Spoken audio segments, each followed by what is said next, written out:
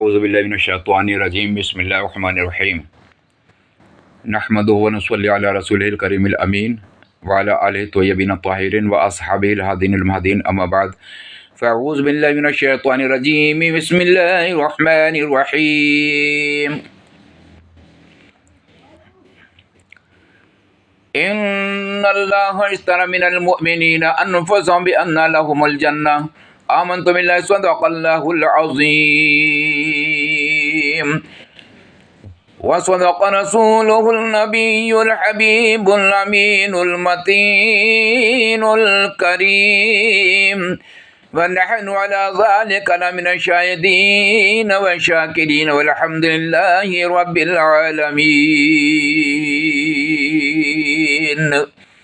حضرات گرامی، آج ہم آپ کو ایک ایسا دردناک واقعہ سنانے جا رہے ہیں، لہٰذا اسی طریقے سے ہم مسلمانوں کی بھی زندگی ایسے ہی زیادہ تر گزرے تو بے شک ہمیں جنت کا راستہ مل سکتا ہے۔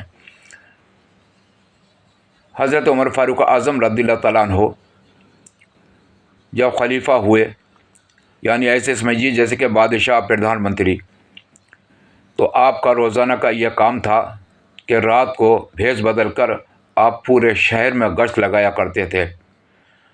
اس کے بعد ایک دن کا ذکر ہے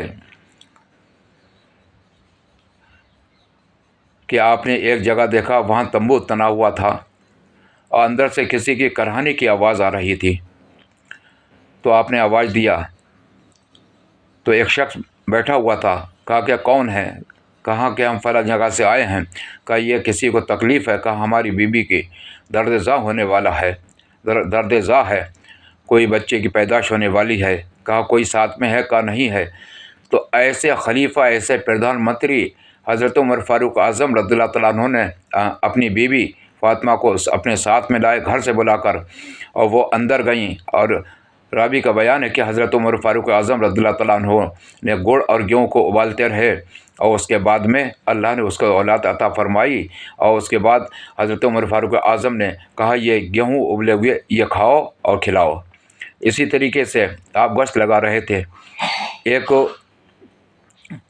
ایک مکان کے اندر سے بچوں کی، معصوم بچوں کی کلکاریاں، یعنی نہیں بلکہ رونے کی صدائیں بلند ہو رہی تھیں۔ تو ان کی ماں کہہ رہی تھی بیٹا بے فکر رہو، کل قیامت کے دن اللہ کے پیارے نبی صلی اللہ علیہ وسلم سے عمر کی شکایت کرنا ہے کہ عمر کے عہد کے خلاف تم مجھے میرے بچوں کو بھوکا رہنا پڑا۔ چنانچہ وہ بچے بہت ہی زیادہ پریشان تھے۔ بچے کہتے تھے آج کئی دن ہو گئے لیکن ہمیں کھانا نصیب نہیں ہوا۔ ملت اسلامی عمر فاروق اعظم کلیجہ پکڑ کر رہ گئے، آنکھوں سے آنسو ٹپ ٹپ زمین پہ جاری۔ آپ نے گئے اپنے مکان پہ تو ایک آٹے کی بوری اور کچھ سامان جو بھی تھا، آپ نے اپنے غلام سے کہا کہ میری پیٹھ پہ لدوا دے۔ اس نے کہا میرے ہوتے ہوئے آقا آپ یہ بوری آٹے کی آپ لا دیں گے؟ کہا نہیں۔ وہ جب نہیں مانا تو حضرت عمر فاروق اعظم رضی اللہ تعالیٰ عنہ نے کہا کہ قیامت کے دن کیا تو میرا بوجھ گناہوں کا اٹھا لے گا؟ چنانچہ وہ لاجواب تھا، اس نے آٹے کی بوری جتنی بھی بڑی تھی لدوائی۔ اس کے بعد حضرت عمر فاروق اعظم رضی اللہ تعالیٰ عنہ وہاں پہنچے اس مکان پر اور دیکھا کہ وہ بچے۔ کہا کہ کون ہیں آپ؟ کہا کہ ہماری مدد کے لیے کیسے آئے ہیں آپ؟ کہا میں عمر کی شکایت مجھے ضرور کرنا ہے، کیوں وہ جانتے نہ تھی کہ عمر فاروق اعظم یہی ہیں ملت اسلامیہ۔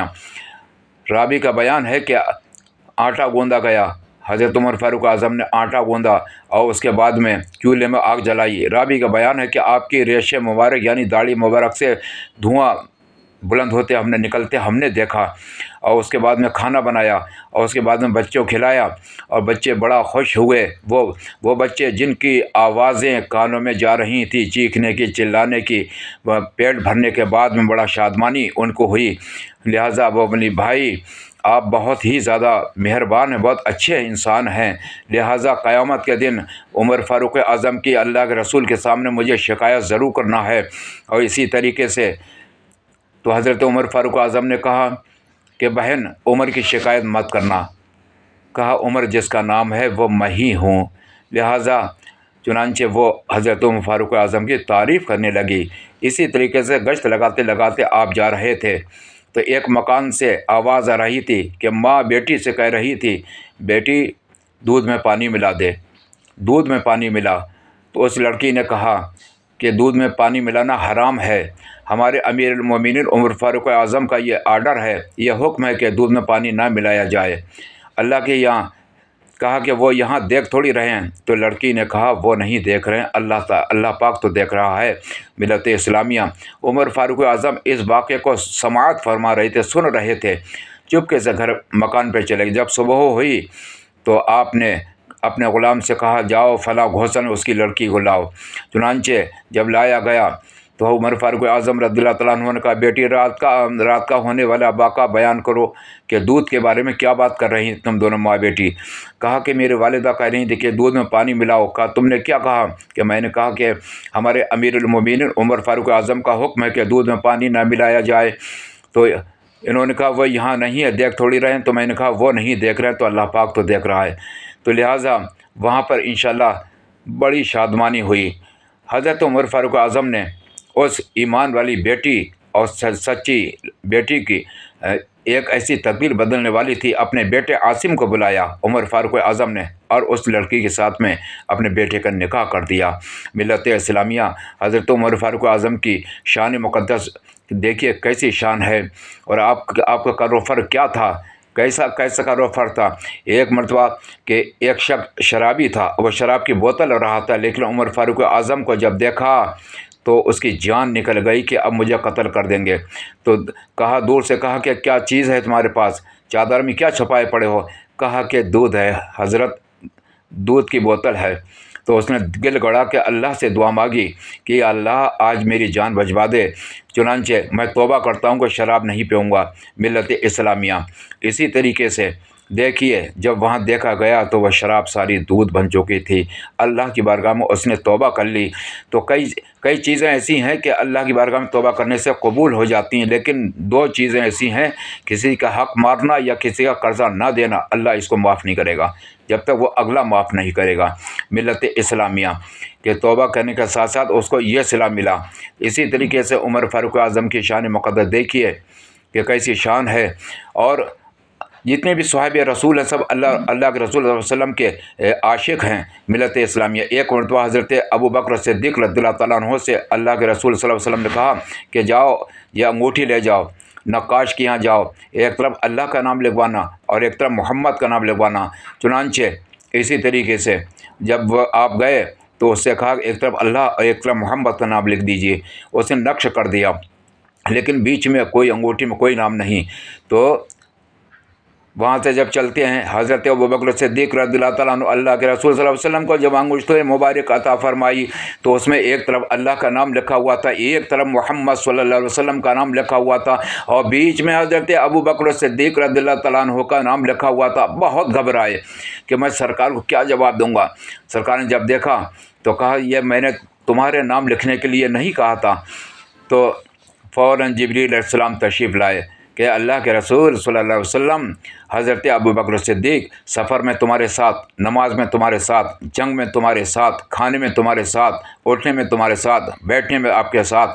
तो अल्लाह को ये बात गवारा ना हुई कि जो मेरा सिद्दीक़ है, मेराज के वाक़े को जिसने सच बताया उसका लक़ब सिद्दीक़ पड़ा।